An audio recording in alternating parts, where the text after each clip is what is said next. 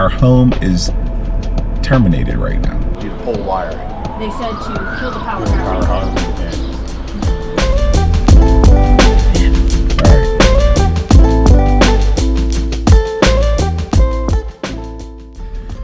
Welcome back, family. So for another update to what is going on, the wife is here too to give all of the sides of what's happening.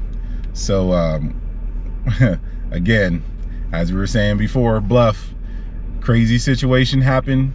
Fire started electrically at the RV. We had to evacuate and go to a hotel. So now we're trying to figure out all the pieces. If we had not pulled the propane, you literally pulled the propane seconds before the flame started coming down. So that would, because that would have been crazy, reaching my hand in there with like the actual flame and the thing that could explode. And it's like, I'm not EOD for a reason, right? Like that type of thrill, although it was thrilling, the whole situation was thrilling. No thanks. But it's not a situation that I like would pay money to go do again.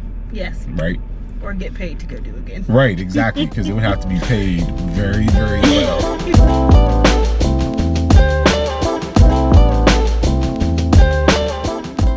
It wasn't one of the situations where you could like Google or YouTube how to do it. No. It was not one of those situations. It was time sensitive. You have to do it right now. So we were operating off of what we thought was the best decision at the time, right? Yeah. So with seconds to like, make a split decision. Not even seconds, literally milliseconds. It's milliseconds, right? Like to make those quick decisions. I mean, it was remove everything that's flammable, combustible, deal with the flame, make sure the kids were safe. Yep. Right? Like, then we moved them away. Actually, we didn't move them away until after the 911 call. We called 911, and this is why we moved them away. Because when I called them, it said, we think it's contained, but it keeps sparking, so I don't know if it's going to come back. They asked, what do you want us to do? I had a lot of angry words that I wanted to say to her initially, because I want you to do your job. And you just send the fire department out to make sure another fire doesn't spark because RV park. Right.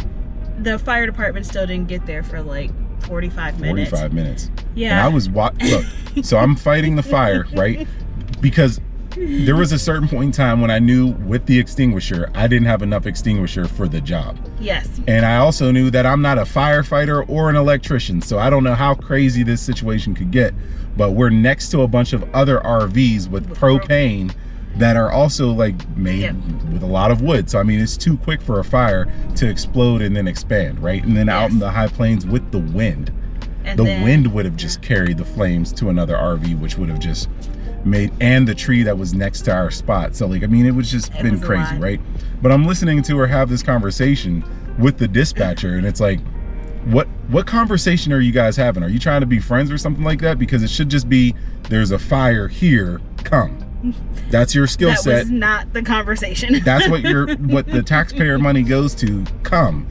And no, the fact that she was just like, what do you want us to do? I was like, what do you mean, what do you want? What? Yeah. So we ended up, once I got off, I had no confidence in what was going to go on. Even though we live all of 10 minutes from the fire department, like in town, they ended up sending one that was like another town over, so it was already 30 minutes. And we're both pretty sure they were volunteer firefighters, which is still amazing. But that means they're not at the station ready to respond as quickly, which is why it took so long. No knock on them, it's just how they're set up. So get off the phone, and then I send the oldest to go get the RV park owner, because at this point I need him to know, because other people could be at risk. We have a neighbor that has one of the big propane tanks outside, so catching that is just not, it's not where you want to deal with. Right. And that neighbor also doesn't have a tow vehicle, so there's no way for her to, most of our neighbors, they can tow their RVs away and get out of like harm's way. She is not one that can, so it would have been twice over, and I'm pretty sure she has dogs as well. And it's a major hazard too, because as you guys know, we're tethered to a certain area. So just imagine an explosion going off right outside of Garrison, right? That's obviously going to create even more issues than just our small issue. So you can see how like a small issue can continue to grow into an even bigger issue if it's not dealt with. That's a metaphor for life. But like Seriously, Yes, the issues have to be solved or resolved quickly before you start having explosive after effects that then like continue on for a very long time into a very bigger space, right? So the fact that the fire department did not respond was just A fail. wow. There's not even a word past unacceptable for. We have tons of friends that are in emergency response positions. It's not like that everywhere. It was specific to here. this area. Yes. That the first responders were not responding first. Yes. You know, 'cause normally they send everyone something like that. In the past, I have a friend who's an EMS or an EMT, and then I have another one who is a firefighter. They were both like, no, they should have just come. Like electric in an RV park and fire means get everyone out there, including Right. the EMTs, because we don't know. there's farms all around us, and we joke about methane, but methane is a real flammable thing. There's a lot of cows. That's a lot of methane that's coming across the plains as well There's with cows the wind. literally behind us. You can smell it all of the time, right? You know where you're at is basically what I'm saying, right? No BS, haha, right? Wow.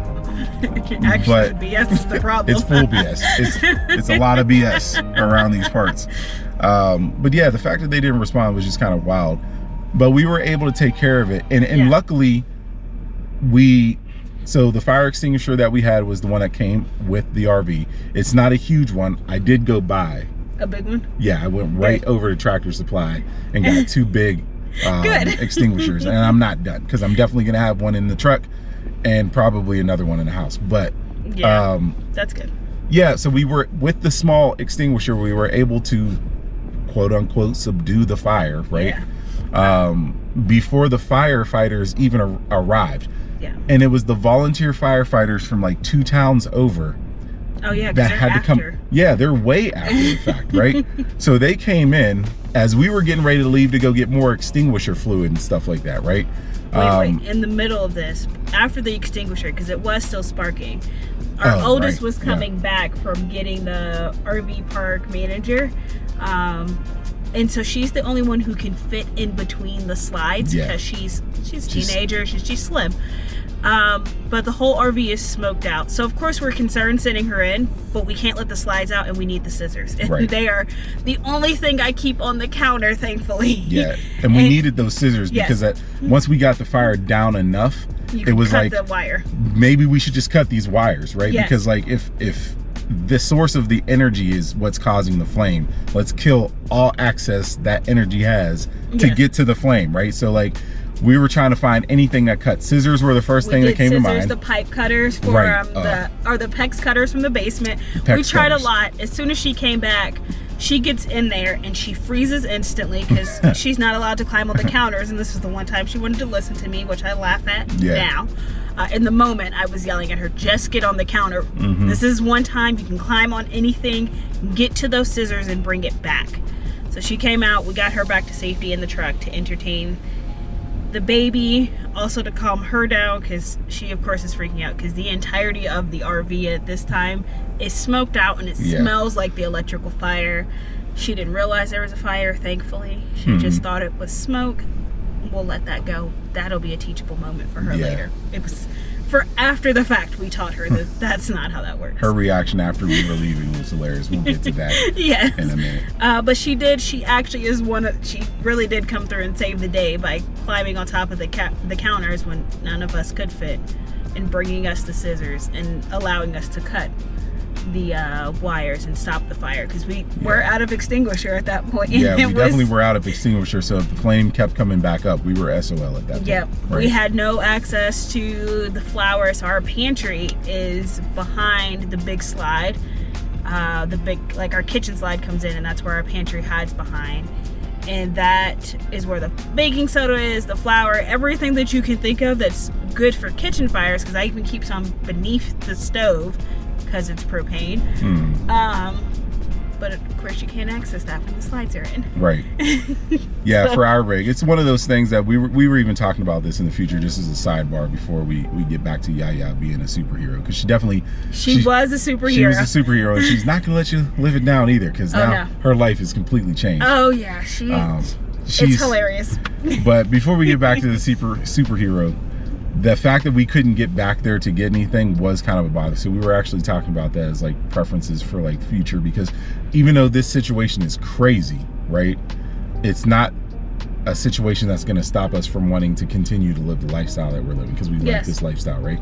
And anything in life has its obstacles, right? So you have to adapt and overcome. Again, like, I hate quoting the Army's phrase, but like it's a perfect phrase for the situations that you have in life. You have to adapt to whatever's happening, overcome it somehow, some way, right? So once we overcome this situation, we're going to continue living RV life, and at some point in time we may get a different rig. Not really sure of like, you know, when that will be, because I mean, we're just starting out, but just because we're getting a bigger, we're constantly getting a better feel of what we actually need in a rig for our lives now that we're doing this type of thing. And Sojourner Truth, which is the name of the rig, right? Oh yeah, so, you know, we did name her. Truck is Sojourner, the RV is Truth, and it's Sojourner Truth together. Love it. She's teaching us the truth. She's definitely teaching us the truth and showing us the ways. Like, you know, it's crazy. But as we like continue in RV life, we may change how we live. So we may change the rig, we may change the setup. So like one of the things I was thinking about was some of those layouts where whether the slides are in or not, you're still able to like get to the majority of the rig. I kind of like the idea of that being a thing, and especially with like the motorhomes, how you can like, you know, pretty much be in the entire space while it's driving down. I do like that.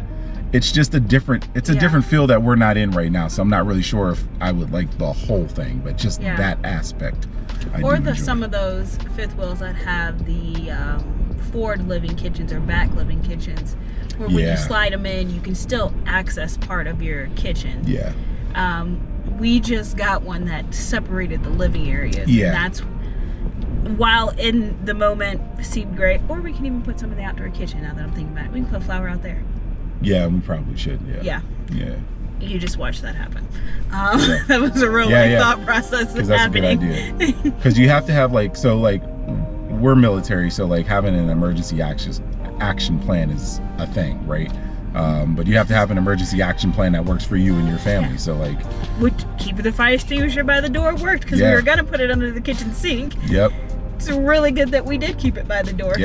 Keeping a fly bag of things so that just in case there's an emergency, you guys can just roll out in the truck under the kids. There's a whole bunch of items for emergencies, because every time I walk into Lowe's, it's like Christmas. So I keep buying stuff for like emergency purposes, because it's a big responsibility, and like, you know, a concern or worry of mine. Like, we're going to have our whole family out on the road. There may be some situations that pop up where you have to respond to an emergency situation just like this, right? Just didn't have a full emergency action plan for an electrical fire, because we're building right now, but that wasn't like one of the higher priorities on our list. So like, it's a big shock that there was an electrical fire in the first place. I'm glad that we were able to respond the way we did. And thankfully the Walmart was still open, so we were able to get the things we need to get through the next few days while we figure out life. And minus the 911 call, like when the fire department did arrive, those guys were very, very helpful. They looked through everything. They checked as much as they could. Of course, they couldn't get under the floorboards where a lot of that wiring goes to inside the rig, but they did everything they could. RV park owner was really great. One of our neighbors that lives right behind us, we built a great relationship with them, so they were really wonderful in it. The RV, like the place we bought what is it called? Oh, it previously Blue was Compass, called FAR, but it's Blue Compass now. So the place where we bought our RV, and the closest one that Grand Design will allow to do work on it, they have been really amazing and awesome throughout the process. We have not, because it happened Friday night, Grand Design of course is not open.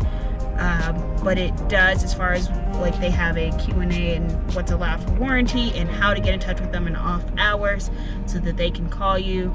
And an emergency plan, and in this case a fire in your RV does constitute an emergency, so all of the information has been very good once we got it stopped. So really, we're just waiting for that last piece of Grand Design calling us back on Monday. The RV park we were headed to, they were also really amazing because it's supposed to be a 72-hour cancellation. I called and explained, and she was like, hey, we're going to credit you back and treat it as if you did go by all of the standards, because no one really plans on that happening. So they were really amazing. They called me back this morning, sent me all the information, and said, hey, when you have time to breathe, read it, sign it, send it back to us, and we'll work with you around your schedule. Yeah, everybody has been great. We're waiting right now because there's nothing that we can basically do until Grand Design, until we can talk to somebody at Grand Design and they make a decision on what they want to do. So like we're at a place now where we're really going to see how Grand Design treats its customers and its situations, because obviously we already contacted FAR/Blue Compass, and they're ready to they're ready to action. We're still within that 1-year warranty, so I think I'm hopeful, because Grand Design is one of those huge companies that cover full-time living, and it's like a known thing. It's one of the things that makes a lot of full-time RVers go towards them. I think Heartland and one other company does it, but it's really nice to know that, okay, we don't have to, because you've seen on some of the forums where you have to lie about living there full-time. We don't have to do that. We can say, hey, this is our home, and it, I don't know, that for me is a little comforting, and I'm hoping that the reputation that they have is such a great company, and because we've had so much great, there has been so many great things, and despite all the stuff that happened last weekend, which also was a crazy weekend, and first getting to Colorado, there has been so much good that has happened, and it has worked out so well that I'm kind of feeling that positive energy keep forward. And honestly, we fell in love with Grand Design, and we picked our rig based off of a bunch of other videos that we've seen from other families changing lanes, paving new paths, all those guys. Also, all of the reviews that we've seen online, we did our research before choosing Grand Design, right? But we fell in love with Grand Design's overall model. And then we invested into Grand Design for our full-time RV living. So now we're gonna see if we fell in love with Grand Design and it is a long-term relationship type of thing and it's going to be nice and healthy, or if it was just a fling. And I'm hoping it's not just a fling, right? Yes. Because I would love to have a long-term relationship with Grand Design, because we bought that's our home, right? That's our home. And it's funny because the other rig that we really liked was the other version of the bunkhouse. Hindsight is we would have been able to enter that pantry if we had chosen that one. So we're just gonna see how this journey keeps turning, these are our family routes, so we're going to enjoy it as much as possible. But that's the current situation as of right now.